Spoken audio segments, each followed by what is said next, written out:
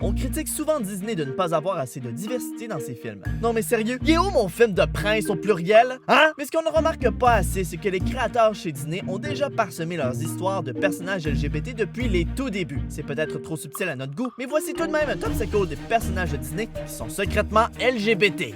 Dans Lilo et Stitch, Jumba et Plickly sont envoyés en mission afin de discrètement récupérer l'expérience 626. Et évidemment, quand on dit discrètement, ça veut dire qu'on a besoin de fausses moustaches et de perruques. Tout ça est bien légitime, mais on dirait que Plickly commence à prendre goût aux perruques. En train d'explorer ton identité de genre, mon cher Plickly? Ou ma chère? Je sais pas, quel pronom est-ce que tu préfères? Peu de gens l'ont réalisé, mais Turk, l'ami gorille de Tarzan, est en fait une fille. Une fille qui se laisse pas avoir par les idées préconçues de la société. Une tomboy qui s'assume. Les robes pour elle, c'est non merci. Sauf là. En même temps, c'est un gorille, donc c'est assez normal qu'elle aime pas les robes. Mais bon, ça reste quand même notre personnage queer préféré. On pourrait argumenter et dire que Timon et Pumba ne sont que deux excellents amis, mais des amis qui sont aussi fusionnels et qui décident d'élever ensemble un enfant, c'est assez rare, merci. Et puis tu sais, Timon se travestit aussi. Waouh! Ne vous tendez pas si c'est du lard du cochon. Si vous avez pas compté tout comme mon compagnon, à la file chère petite hyène, venez bien vivre à la moyenne. Ouh, y'a de la hyène! Yop, yop. Y'a du plaisir! Yop, yop, yop. Régalez-vous! Yop, yop. Dans le cochon, on mange tout. Wow! Beaucoup de gens ont remarqué que les paroles de la chanson Libérée et délivrée ressemblaient à une allégorie pour une homosexualité révélée au grand jour.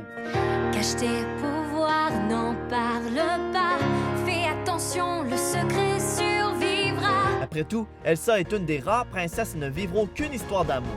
Libéré, délivré, désormais plus rien ne m'arrête. Et si c'est pas assez pour vous, on vous rappelle la scène avec la famille Hawken. Ça fera donc 40, mais vous aurez accès aux sonates de Hawken. La famille! Eh oui, c'est qui l'adulte vous pensez avec les enfants dans le sauna? Ben c'est papa numéro 2. Mulan se déguise en garçon pour aller à la guerre. Déjà ça prend des couilles, ou plutôt des ovaires, et Li Shang développe une espèce de bromance avec elle.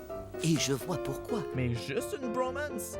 Faut dire que quand il découvre la vraie identité de Mulan, il a l'air pas mal déçu. Imaginez ça si votre date Tinder était finalement pas le même sexe. Mais heureusement que Li Shang swing les deux bords, parce que comme ça, il peut quand même sortir avec elle à la fin. Sauf que Mulan n'a pas l'air très partante au début. Je ne veux plus jamais voir un homme nu de toute mon existence.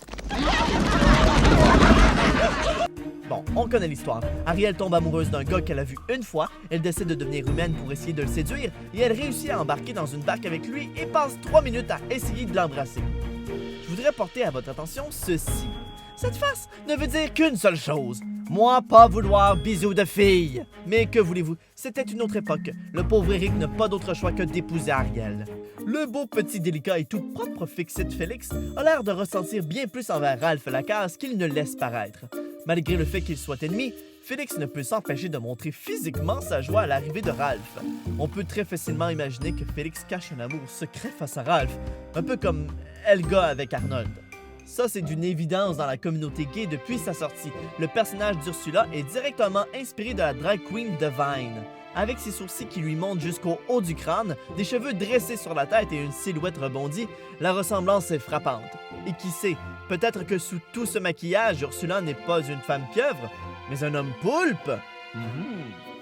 Judy Hopps vient d'arriver dans son nouvel appartement et on voit brièvement passer deux gazelles masculines qui avertissent Judy qu'ils sont très bruyants. Je préviens, on est bruyant. Et on n'est pas du genre à s'en excuser. Et comme de fait, 2 minutes plus tard, ils s'engueulent comme un vieux couple. Mais ça pourrait très bien être deux frères, non?